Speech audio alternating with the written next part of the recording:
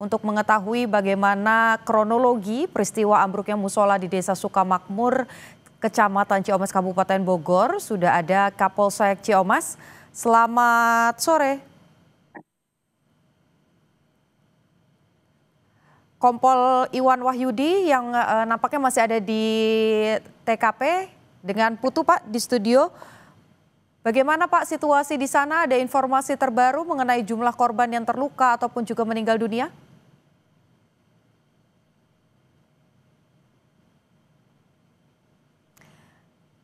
Pak Iwan, sepertinya audionya masih di mute atau masih ditutup. Boleh diaktifkan supaya kita semua bisa mendengar suaranya? Ya Mbak, oke, sudah. Baik. Baik, perlu dilaporkan Mbak.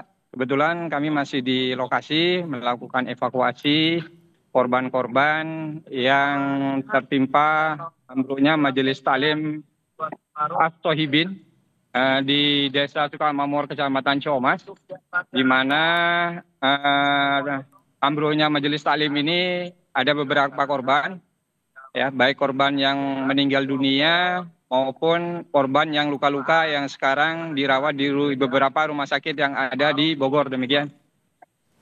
Pas saya mau konfirmasi, kalau terakhir data dari BPBD ada 30 orang korbannya, ini sudah dibawa ke beberapa rumah sakit. Tapi kalau di TKP sendiri, apakah masih ada korban yang terjebak di sana, Pak? Baik, perlu dijelaskan juga bahwa di lokasi sudah kita melakukan evakuasi pembersihan puing-puing ambruknya Majelis Taklim itu, dan sudah dipastikan clear, sudah tidak ada lagi korban-korban yang tertimbun oleh reruntuhan itu. Dan semua korban kita fokus untuk dibawa ke rumah sakit terdekat yang ada di Bogor, demikian. Oke, sekarang sudah memasuki jam 13:10, sekalian mengkonfirmasi juga, Pak. Terakhir informasi ada 3 orang yang meninggal dunia. Apakah ada perubahan angka atau sampai dengan saat ini masih sama? Jumlahnya ada berapa, Pak, yang meninggal dunia? Iya, untuk yang meninggal dunia sekarang ada 3, yang dari Kecamatan Ciomas 2 orang, Desa Sukamakmur 1 orang, kemudian 2 orang dari Kecamatan Taman Sari, Desa Sukaluyu. Dan sampai saat ini yang meninggal 3 orang itu tetap, dan sudah jumlahnya tetap 3 orang, kemudian korban sudah dibawa ke rumah duka masing-masing, demikian. Untuk yang luka-luka, Mbak, izin untuk luka-luka bukan 30, tetapi jumlahnya 34 yang masih dirawat di rumah sakit, demikian kan. 34 orang dirawat ya, Pak, ya, baik. Kalau soal kronologi, Pak, sebetulnya apa yang menyebabkan peristiwa ini bisa terjadi begitu?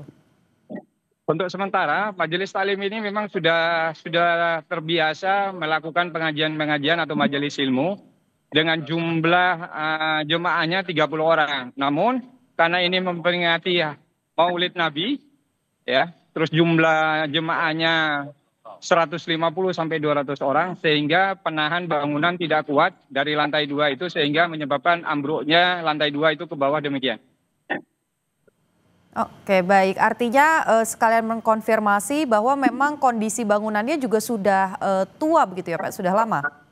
Kalau informasi dari warga, bangunan ini baru, namun demikian karena jumlah berat yang ditanggung bebannya itu terlalu besar sehingga bangunan tidak kuat sehingga ambruk ke bawah, demikian.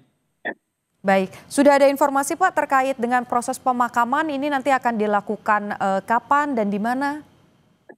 Ya, untuk sementara informasi karena jenazah baru tiba di rumah duka masing-masing, informasinya dikuburkannya hari ini juga di pemakaman umum yang tidak jauh dari lokasi rumah duka, demikian kan. Baik, satu lagi, Pak, sebelum saya bergeser ke topik yang lain. Bicara soal korban-korban yang terluka, kemudian juga ada yang meninggal dunia, apakah ada bantuan khusus yang diberikan begitu, baik dari pemerintah setempat ataupun juga dari warga begitu misalnya, Pak? Ya, baik. Untuk bantuan-bantuan sedang mengarah ke lokasi, baik itu dari pemerintah daerah maupun dari tokoh-tokoh masyarakat yang ada di sekitar lokasi kejadian, demikian, Mbak. Oke, proses evakuasi masih terus dilakukan untuk membersihkan sisa-sisa material. Ada atau memerlukan alat-alat berat juga kah? Ada kendala saat ini Pak untuk proses pembersihan materialnya? Untuk proses pembersihan kami masih memakai yang manual, tidak memakai alat berat karena lokasi susah sekali untuk ditembus dengan alat-alat berat, hanya bisa dengan alat-alat yang dibawa oleh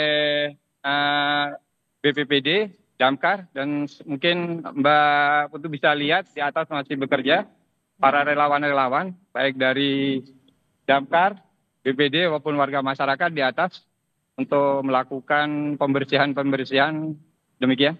Oke, Pak bisa digambarkan supaya juga yang menonton di rumah begitu ya, menonton Kompas TV, menyaksikan sama-sama, bisa Anda gambarkan sebetulnya lokasinya itu seperti apa Pak? Apakah ada jalan yang kemudian terganggu ataupun juga dekat dengan rumah-rumah warga begitu Pak? Boleh dijelaskan Pak?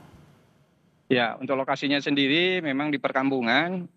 Pesantren ini adanya di tengah-tengah warga masyarakat, cuman lokasinya memang bertebing, ya, bertebing sehingga kemungkinan pergerakan tanahnya juga ada, kemudian beban yang begitu berat sehingga tidak bisa menopang jumlah jemaah yang hadir di acara Maulid itu sehingga bangunan itu menjadi ambruk demikian.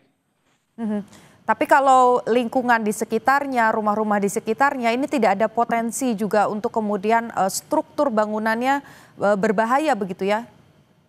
Bisa juga karena ada beberapa rumah juga ada di tebing-tebing tetapi sudah dibetonisasi pinggir-pinggirnya kemungkinan besar akan aman. Dengan demikian karena kultur tanahnya bertebing kemungkinan bisa saja kalau hujan deras dan segala macamnya dan kita sudah menghimbau warga masyarakat lewat tokoh-tokoh masyarakat, RT, RW, kepala desa, tokoh agama, tokoh pemuda untuk memberikan informasi, edukasi kepada warganya untuk berhati-hati apabila terjadi hujan yang intensitasnya tinggi maupun lama demikian.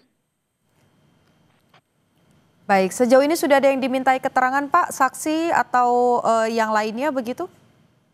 Untuk sementara kita hanya fokus kepada evakuasi korban dulu, kemudian membawa ke rumah sakit, dan fokus untuk mengurus jenazah yang meninggal dunia demikian. Baik, terima kasih informasi yang sudah diberikan dari Kapolsek Ciamas, Kompol Iwan Wahyudi. Terima kasih Pak, kami tunggu informasi lainnya nanti terkait dengan proses evakuasi dari tempat kejadian perkara.